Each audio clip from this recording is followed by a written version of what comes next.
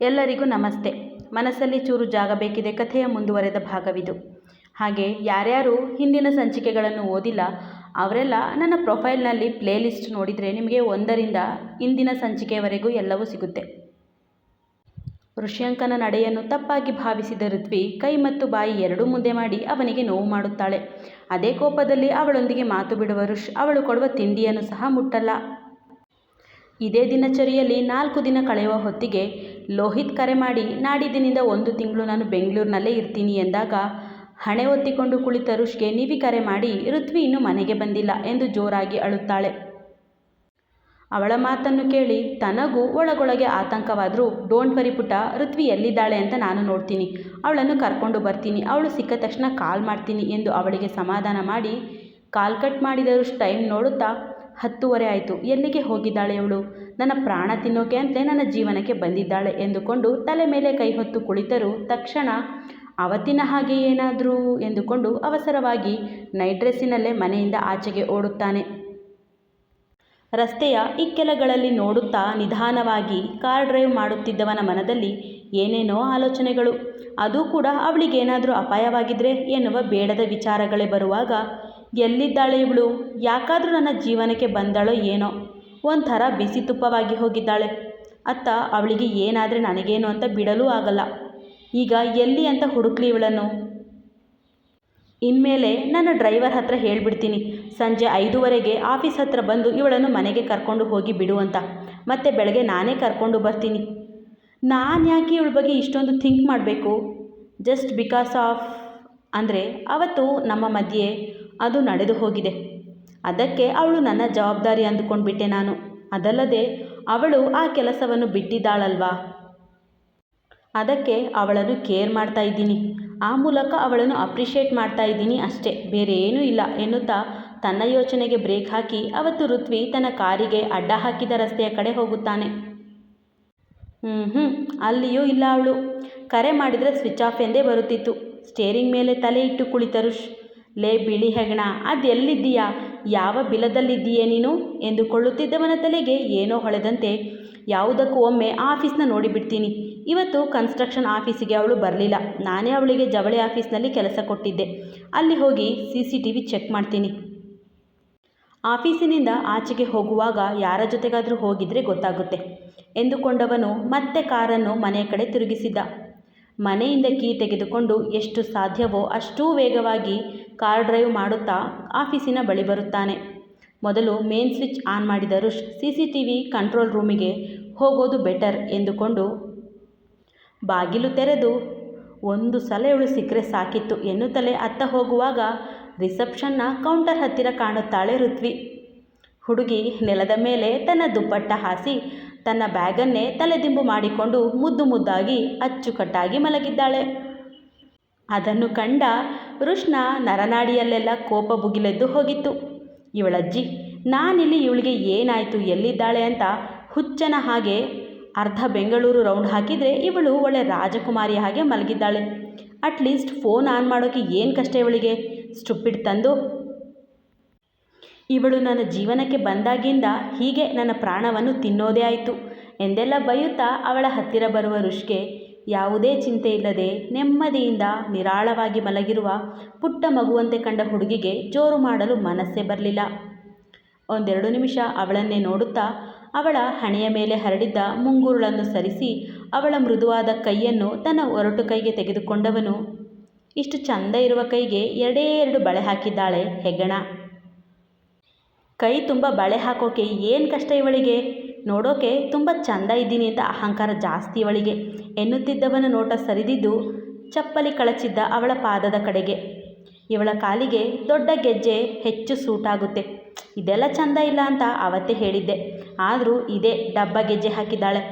ಏನೇ ಆಗಲಿ ಬ್ಯೂಟಿ ವಿಷಯದಲ್ಲಿ ನಮ್ಮ ಬಿಳಿ ಹೆಗ್ಗಣ ಅತಿಲೋಕ ಸುಂದರಿಯೇ, ಬೇರೆ ಲೆವೆಲ್ ಇವಳು ಎನ್ನುತ್ತಾ ಅವಳನ್ನೇ ದಿಟ್ಟಿಸಿ ನೋಡಿದವನು ದುಪ್ಪಟ್ಟ ಇಲ್ಲದೆ ಮಲಗಿದ್ದ ಸುಂದರಿಯ ಅಂದವನ್ನು ಕಂಡು ಮನಸ್ಸು ಸಣ್ಣದಾಗಿ ವಿಚಲಿತವಾದ ಕೂಡಲೇ ಉಗುಳು ನುಂಗುತ್ತಾ, ಈ ನನ್ನ ಮನಸ್ಸೋ ಹೆಂಡ ಕುಡಿದ ಕಪಿಯ ಹಾಗೆ ಆಡುತ್ತೆ ಇವಳನ್ನು ಕಂಡ್ರೆ, ಬೇರೆ ಯಾವ ಹೆಣ್ಣನ್ನು ಕಂಡ್ರೂ ತಿರುಗಿ ನೋಡಬೇಕು ಅನಿಸಲ್ಲ, ಇನ್ನು ಮುಟ್ಟುವುದು ದೂರದ ಮಾತೇ ಸರಿ, ಅಷ್ಟೇ ಯಾಕೆ ಸದ್ವಿನಿ, ಅವಳು ಅದೆಷ್ಟು ಸಲ ತಾನೇ ನನ್ನ ಮೈ ಮುಟ್ಟಿ ಮೇಲೆ ಬಿದ್ದು ಬಂದಿಲ್ಲ. ಆಗೆಲ್ಲ ನಾನೇ ಅವಳಿಗೆ ವಾರ್ನ್ ಮಾಡ್ತಿದ್ದೆ, ದೂರ ಇರು, ಇದೆಲ್ಲ ಚೆನ್ನಾಗಿರಲ್ಲ ಎನ್ನುತ್ತಿದ್ದೆ.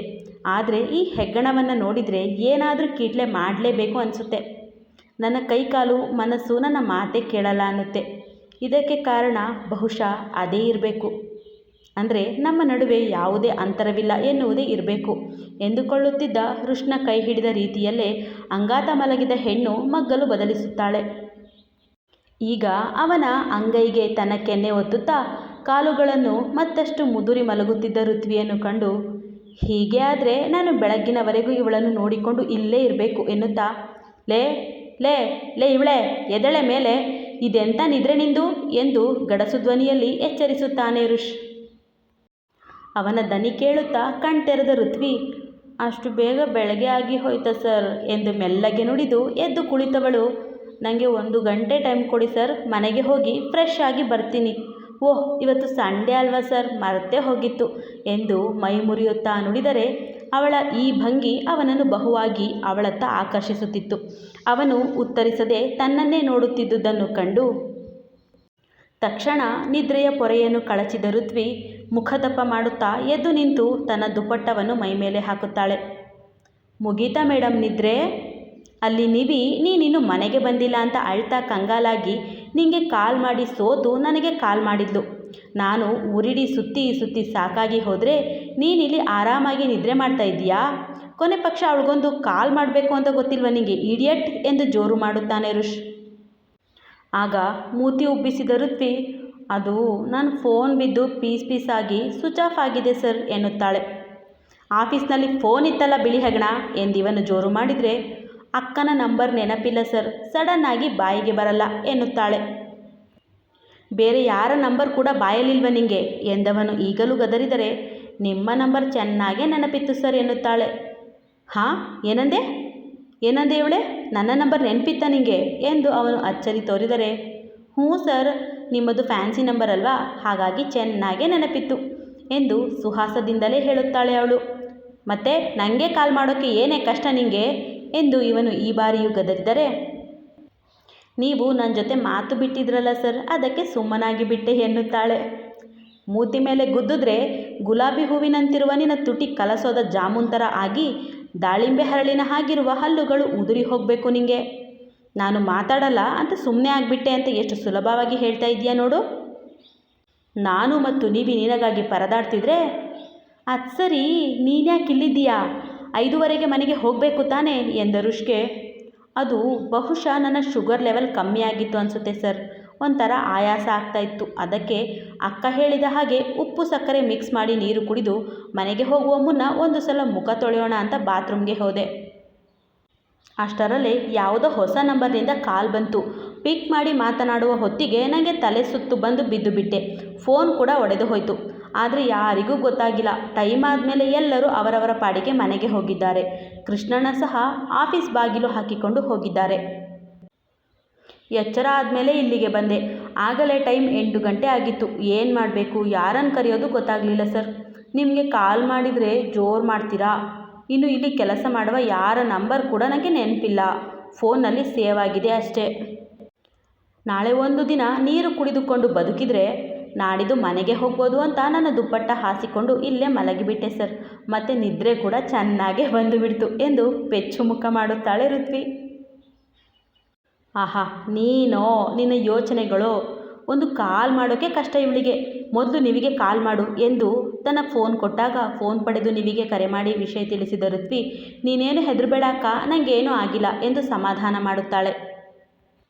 ಬಳಿಕ, ಬೇಗ ಬಾರೆ, ನಿನ್ನನ್ನು ಮನೆಗೆ ಬಿಟ್ಟು ನಾನು ಹೋಗ್ತೀನಿ ಎಂದು ವೇಗವಾಗಿ ಮುಂದೆ ಹೋಗುವ ರುಷ್ನ ಹಿಂದೆಯೇ ಓಡುವ ಋತ್ವಿ ಅವನು ಆಫೀಸ್ ಲಾಕ್ ಮಾಡುವಾಗ, ಸರ್, ಅವತ್ತಿನ ನನ್ನ ವರ್ತನೆಗೆ ಮತ್ತೊಮ್ಮೆ ಸಾರಿ ಕೇಳ್ತೀನಿ, ಕ್ಷಮಿಸಿ ಬಿಡಿ ಸರ್, ಇನ್ಯಾವತ್ತೂ ಹೀಗೆಲ್ಲ ದುಡುಕಿ ಮಾತಾಡಿ ಕೈ ಮಾಡಲ್ಲ ಎಂದು ಮನವಿ ಮಾಡಿದಾಗ, ಕ್ಷಮೆ ಕೊಡಲ್ಲ ಕಣೆ ನಿಂಗೆ, ಅವತ್ತು ನನಗೆ ತುಂಬಾ ಹರ್ಟ್ ಮಾಡಿದೆ ನೀನು ಎಂದು ಗಂಭೀರವಾಗಿ ನುಡಿಯುತ್ತಾನೆ ಋಷ್.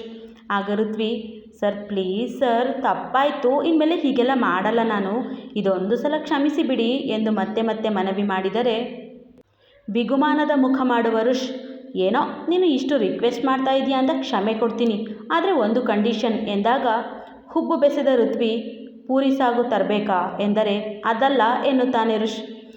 ಈಗ ಕೋಪದಿಂದ ತನ್ನ ಮುಖವನ್ನು ಗಡಿಗೆ ಗಾತ್ರ ಮಾಡುತ್ತಲೇ ಇನ್ನೇನು ನಿಮ್ಮನ್ನು ಹಗ್ ಮಾಡಿ ನಿಮಗೆ ಮುತ್ತು ಕೊಡಬೇಕಾ ಎಂದವಳು ಕೆಕ್ಕರಿಸಿ ಕೇಳಿದ ರೀತಿಗೆ ಇವನಿಗೆ ಜೋರು ನಗು. ಪರವಾಗಿಲ್ಲ, ಇವಳು ನನ್ನನ್ನು ಚೆನ್ನಾಗೇ ಅರ್ಥ ಮಾಡಿಕೊಂಡು ಬಿಟ್ಟಿದ್ದಾಳೆ ಎಂದು. ಯಾವಳೆ ಅವಳು? ಯಾವಾಗ ನೋಡಿದ್ರೂ ರೊಮ್ಯಾಂಟಿಕ್ ಮೂಡ್ನಲ್ಲೇ ಇರ್ತಾಳೆ.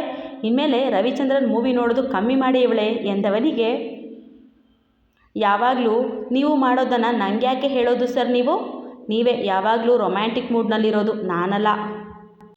ಮತ್ತು ನಾನು ಸಲ್ಲು ಫ್ಯಾನ್, ರವಿ ಸರ್ ಫ್ಯಾನ್ ಅಲ್ಲ ಎನ್ನುತ್ತಾಳೆ ಋತ್ವಿ. ಅವಳ ಮಾತು ಕೇಳಿದ ಋಷಿ ಮುನಿಗಳ ಹೊಟ್ಟೆಗೆ ಬೆಂಕಿ ಬಿದ್ದಂತಾಗಿ ಇನ್ನೇನು ಮೂಗು ಕಿವಿಯಿಂದ ಹೊಗೆ ಆಚೆಗೆ ಬರುವಂತೆ ಹುಡುಗನ ಮುಖ ಕೆಂಪಾಗಿ ಹೋಗಿತ್ತು. ಓಹೋ, ನೀನು ಮೂತಿಗೆ ಬಿಳಿ ಹೆಗಣ. ಲೇ ಮೊಟ್ಟೆ ಕಣ್ಣವಳೆ, ನಿಂಗೆ ಇಷ್ಟಪಡುವುದಕ್ಕೆ ಬೇರೆ ಯಾರೂ ಸಿಕ್ಕೇ ಇಲ್ವಾ?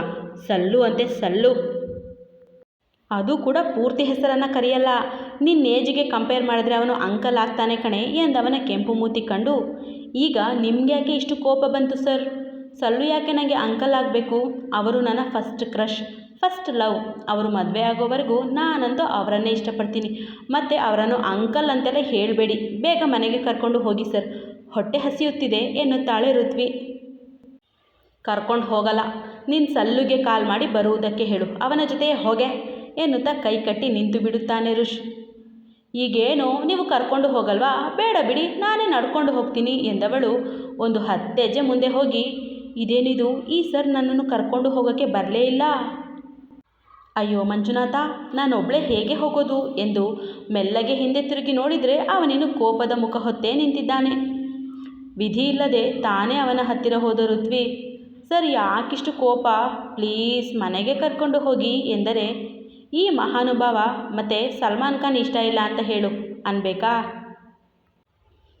ಹಾಗೆ ಹೇಳಿದರೆ ಅದು ಸುಳ್ಳಾಗುತ್ತೆ ಸರ್ ಎಂದರು. ಪರವಾಗಿಲ್ಲ, ಸುಳ್ಳೇ ಹೇಳು, ನನಗೆ ಅದೇ ಖುಷಿ ಎಂದ ಋಷ್ಣ ಕಂಡು, ಸುಮ್ಮನೆ ಇವನಿಗೆ ಮೆಂಟಲ್ ಮಂಜ ಅಂತೀನ ನಾನು? ಸುಳ್ಳೇ ಹೇಳು ಅಂತಾನೆ ಹೆಂಡು ಕುಡ್ಕ ಎಂದು ಮನದಲ್ಲೇ ಬೈದ ಋತ್ವಿ. ಸರಿ ಸರ್, ಸುಳ್ಳೇ ಹೇಳ್ತೀನಿ. ಸಲ್ಲು, ಸಾರಿ ಸಲ್ಮಾನ್ ಖಾನ್ ನನಗೆ ಇಷ್ಟವಿಲ್ಲ ಎಂದಾಗ, ಈಗ ಬಾರೆ ಹೋಗೋಣ ಎಂದು ಕಾರನ್ನು ಹತ್ತುತ್ತಾನೆ ಋಷ್. ಕಾರ್ ಚಲಾಯಿಸುತ್ತಲೇ, ಲೇ ಇವಳೇ, ಮತ್ತೆ ನಿಮಗೆ ನನ್ನ ಕಡೆಯಿಂದ ಕ್ಷಮೆ ಬೇಡವೇನೆ ಎಂದಾಗ, ಬೇಕು ಸರ್, ಅದಕ್ಕೆ ಅಲ್ವಾ ಅವತ್ತೇ ನಿಂದು ಸಾರಿ ಅಂತ ನಿಮ್ಮ ಹಿಂದೆ ಮುಂದೆ ಬರ್ತಾ ಇದ್ದಿದ್ದು. ನೀವು ಕ್ಷಮೆ ಕೊಡುವುದಕ್ಕೆ ಏನೋ ಕಂಡೀಷನ್ ಹೇಳಿದ್ರಲ್ಲ, ಅದೇನು ಹೇಳಿ? ನನ್ನಿಂದ ಆದರೆ ಮಾಡ್ತೀನಿ ಎನ್ನುತ್ತಾಳೆ ಋತ್ವಿ. ಅಂಥ ದೊಡ್ಡ ಸಾಹಸ ಏನು ಮಾಡೋದು ಬೇಕಿಲ್ಲ, ನನ್ನ ಜೊತೆ ಡಿನ್ನರ್ಗೆ ಬಂದರೆ ಸಾಕು ಕಣೆ ಹುಡುಗಿ ಎನ್ನುತ್ತಾನೆ ಋಷ್. ಅವತ್ತು ನಮ್ಮ ಮನೆಯಲ್ಲಿ ಒಟ್ಟಿಗೆ ಡಿನ್ನರ್ ಆಯ್ತಲ್ಲ ಸರ್, ಮತ್ತೊಮ್ಮೆ ಯಾಕೆ? ಅದೇ ಅವತ್ತು ನೀವು ಕಲ್ತಪತ್ತದ ದಿನ ಎಂದವಳ ಮಾತಿಗೆ ತನ್ನ ಪುಟ್ಟ ಪುಟ್ಟ ಕಣ್ಣುಗಳನ್ನು ಮೊಟ್ಟೆಗಾತ್ರ ಮಾಡುವ ಋಷ್. ಯಾವಳೆ ನೀನು ಹಳ್ಳಿಗುಗ್ಗು? ಕಲ್ತಪ್ಪ ತಿಂದು ಕಾಫಿ ಕುಡಿದದ್ದು ಡಿನ್ನರ್ ಆಗುತ್ತಾ? ನಿನಗೆ ಹುಷಾರಿಲ್ಲ ಅಂತ ತಂದು ಕೊಟ್ಟಿದ್ದಷ್ಟೇ. ಈಗೇನು ಬರ್ತೀಯಾ ಬರಲ್ವಾ ಅಷ್ಟು ಹೇಳು ಸಾಕು. ನೀನು ನನ್ನ ಜೊತೆ ಡಿನ್ನರ್ಗೆ ಬಾರದೆ ನಾನಂತೂ ನಿನಗೆ ಕ್ಷಮೆ ಕೊಡಲ್ಲ ಎಂದ ಋಷ್ಣ ಮಾತಿಗೆ ಪೆಚ್ಚು ಮೋರೆ ಹಾಕಿದ ಋತ್ವಿ. ಸರಿ ಬರ್ತೀನಿ ಸರ್, ಆದರೆ ರಾತ್ರಿ ತುಂಬ ಹೊತ್ತು ಆಚೆ ಇರಲ್ಲ. ಸೋಮವಾರದಿಂದ ಅಕ್ಕ ಬೇರೆ ಇರಲ್ಲ, ಹಾಗಾಗಿ ನಾನು ಬೇಗ ಮನೆಗೆ ಹೋಗಬೇಕು ಎನ್ನುತ್ತಾಳೆ. ನಿನ್ನ ಮಾತಿನ ಮೇಲೆ ನಂಬಿಕೆ ಇಲ್ಲ ನನಗೆ, ನೀವಿ ಮೇಲೆ ಪ್ರಾಮಿಸ್ ಮಾಡಿ ಹೇಳು, ಆಗ ನಂಬುತ್ತೇನೆ ಎನ್ನುತ್ತಾನೆ ಋಷ್. ಆಯಿತು ಸರ್, ಅಕ್ಕನ ಆಣೆಗೂ ನಿಮ್ಮ ಜೊತೆ ಡಿನ್ನರ್ಗೆ ಬರ್ತೀನಿ ಎನ್ನುವ ಋತ್ವಿಗೆ, ಸೋಮವಾರ ಎಷ್ಟೊತ್ತಿಗೆ ನೀವು ಹೊರಡುವುದು ಎಂದಾಗ, ಬೆಳಗ್ಗೆ 9 ಗಂಟೆಗೆ ಹೋಗೋದಂತೆ ಸರ್. ಅಕ್ಕನ ಜೊತೆ ಇನ್ನು 5 ನರ್ಸ್ ಮತ್ತು ಫರ್ಹಾನ್ ಅಣ್ಣನ ಜೊತೆ 3 ಡಾಕ್ಟರ್ಸ್ ಕೂಡ ಹೋಗ್ತಾರಂತೆ ಎನ್ನುತ್ತಾಳೆ. ಆಗ ಋಷ್, ಆಗ ನೀನು ಒಬ್ಬಳೇ ಆಗ್ತೀಯಲ್ಲ ಎಂದರೆ, ಹೌದು ಸರ್ ಎಂದಷ್ಟೇ ಹೇಳುತ್ತಾಳೆ ಋತ್ವಿ. ಇನ್ನೇನು ಮನೆ ಹತ್ತಿರ ಬಂದಾಗ, ಲೇ ಇವಳೆ, ನಾನೊಂದು ಮಾತು ಕೇಳ್ತೀನಿ, ಸತ್ಯ ಹೇಳಬೇಕು ಎಂದ ಋಷ್ಗೆ ಅವಳು ಕೇಳಿ ಸರ್ ಎನ್ನಲು, ನಿಜ ಹೇಳ ಇವಳೆ, ನೀನು ಪ್ರೆಗ್ನೆಂಟಾ? ಯಾಕಂದರೆ ಆಗಾಗ ತಲೆ ಸುತ್ತಿ ಬೀಳ್ತೀಯಾ, ವಾಂತಿ ಮಾಡ್ತೀಯಾ, ಅದಕ್ಕೆ ಕೇಳ್ತಾ ಇದ್ದೀನಿ ಹೇಳೆ. ಆಮೇಲೆ ಹೊಟ್ಟೆ ದಪ್ಪ ಆಗುವವರೆಗೂ ಸುಮ್ಮನೆ ಇರಬೇಡ ಕಣೆ ಎಂದು ಮೃದುವಾಗಿ ಕೇಳುತ್ತಾನೆ ಋಷ್. ಎಂದು ರಾಗ ಎಳೆದು, ಸರ್ ನಿಮಗೇನು ಹುಚ್ಚ ಸರ್? ಕೇಳಿದ್ದನ್ನೇ ಮತ್ತೆ ಮತ್ತೆ ಕೇಳ್ತಾ ಇದ್ದೀರಾ? ನಾನು ಪ್ರೆಗ್ನೆಂಟ್ ಅಲ್ಲ ಅಂತ ಎಷ್ಟು ಸಲ ಹೇಳಬೇಕು? ನಿಮಗೆ ಅನುಮಾನ ಇದ್ದರೆ ನಾಳೆ ನೀವೇ ಯಾವುದಾದ್ರೂ ಡಾಕ್ಟರ್ ಹತ್ರ ಕರ್ಕೊಂಡು ಹೋಗಿ ನನ್ನನ್ನು ಟೆಸ್ಟ್ ಮಾಡಿಸಿಬಿಡಿ, ಆಗ ನಿಮಗೂ ಒಂದು ಸಮಾಧಾನ ಇರುತ್ತೆ ಎನ್ನುತ್ತಾಳೆ ಋತ್ವಿ. ನೀನು ಇಷ್ಟು ಹೇಳಿದ ಮೇಲೆ ಸಮಾಧಾನ ಆಯಿತು ಬಿಡು ಎಂದವನು ನಿವಿಯ ಮನೆಯ ಮುಂದೆ ಕಾರ್ ನಿಲ್ಲಿಸುತ್ತಾನೆ. ಥ್ಯಾಂಕ್ ಯು, ಮತ್ತೆ ಮತ್ತೆ ನನಗೆ ಸಹಾಯ ಮಾಡ್ತಾ ಇರುವುದಕ್ಕೆ ಎನ್ನುತ್ತಾ ಕಾರ್ ಡೋರ್ ತೆಗೆಯಲು ನೋಡುವ ಋತ್ವಿ ಡೋರ್ ತೆರೆಯದೆ ಹೋದಾಗ ಇನ್ನೇನೋ ಮಾರಾಯ ನಿನ್ನ ಗೋಳು ಎನ್ನುವಂತೆ ಸೋತ ಮುಖ ಮಾಡಿ ಋಷ್ ಕಡೆಗೆ ತಿರುಗಿದರೆ, ಋಷ್ ನಿನಗಾಗಿ ಎಷ್ಟೆಲ್ಲ ಹುಡುಕಾಟ ನಡೆಸಿದ್ದೀನಿ. 10:30ಯಿಂದ 12 ಗಂಟೆವರೆಗೆ ಅರ್ಧ ಬೆಂಗಳೂರು ರೌಂಡ್ಸ್ ಹಾಕಿದ್ದೀನಿ ಕಣೆ. ಇದನ್ನೆಲ್ಲ ಸುಮ್ಮನೆ ಮಾಡೋಕ್ಕೆ ಆಗುತ್ತಾ ಹೇಳು ಎಂದು ಹುಬ್ಬೇರಿಸಿ ಕಣ್ಣು ಹೊಡೆದಾಗ, ಈಗೇನು ನೀವು ಬಾಗಿಲು ತೆಗೆಯಲ್ವ ಸರ್ ಎಂದು ಸೋತ ಧ್ವನಿಯಲ್ಲಿ ಕೇಳಿದ ಹುಡುಗಿಯನ್ನೇ ನೋಡುತ್ತಾ ಒಂದು ತೆರನಾಗಿ ನಗುವ ಋಷ್, ತೆಗಿಯಲ್ಲ ಕಣೆ, ತೆಗಿಬೇಕು ಅಂದರೆ ನೀನು ನನಗೆ ಎನ್ನುವ ಹೊತ್ತಿಗೆ ಹಠಾತ್ತಾಗಿ ಅವನ ಕೆನ್ನೆಗೆ ಮುತ್ತಿಟ್ಟ ಋತ್ವಿ, ಇಷ್ಟೇ ಅಲ್ವಾ, ಈಗಲಾದರೂ ಬಾಗಿಲು ತೆಗಿರಿ ಸರ್ ಎನ್ನುತ್ತಾಳೆ. ಒಡನೆಯೇ ಕಣ್ಣುಗಳ ಜೊತೆಗೆ ಮುಖವನ್ನೂ ಅರಳಿಸಿ ತುಟಿ ಬಿರಿದ ಋಷ್, ಲೇ ಇವಳೆ, ಏನೇ ನೀನು ಇಷ್ಟು ಫಾಸ್ಟ್ ಇದೆಯಾ? ನಾನೇನೋ ನೀನು ನನಗೆ ಪೂರಿ ಸಾಗು ಮಾಡಿಕೊಡು ಅನ್ನೋಣ ಅಂದ್ಕೊಂಡೆ ಅಷ್ಟೇ.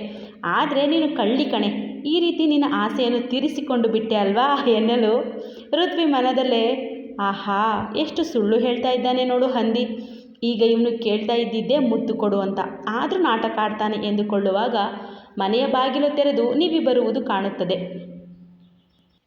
ತಕ್ಷಣ ಕಾರ್ ಡೋರ್ ತೆರೆದ ಋಷ್, ಇಳಿಯೇ ಬಿಳಿ ಹೆಗಣ, ಹುಷಾರು, ಮತ್ತೆಲ್ಲೋ ಅಡಗಿ ತಲೆ ಸುತ್ತಿ ಬೀಳ್ಬೇಡ ಎಂದಾಗ ಅವನಿಗೆ ಸುಡುವ ನೋಟ ಕೊಟ್ಟು ಇಳಿದ ಋತ್ವಿ ತನ್ನನ್ನು ಕಂಡು ಅಳುತ್ತಾ ಬಂದ ನಿವಿಯನ್ನು ಅಪ್ಪಿ ಸಮಾಧಾನ ಮಾಡುತ್ತಾಳೆ. ಬಳಿಕ ಅವರಿಬ್ಬರಿಗೂ ತಿಳಿಸಿ ತನ್ನ ಮನೆಗೆ ಹೋಗುತ್ತಾನೆ ಋಷ್. ತಾನು ಹೇಗೆ ಆಫೀಸಿನಲ್ಲಿ ಲಾಕ್ ಆದೆ, ಋಷ್ ಸರ್ ಹೇಗೆ ಸಹಾಯ ಮಾಡಿದರು ಎಂದೆಲ್ಲ ಹೇಳುತ್ತಾ ಊಟ ಮಾಡಿ ನಿವಿಯ ಜೊತೆ ನಿದ್ರೆ ಮಾಡ್ತಾಳೆ ಋತ್ವಿ.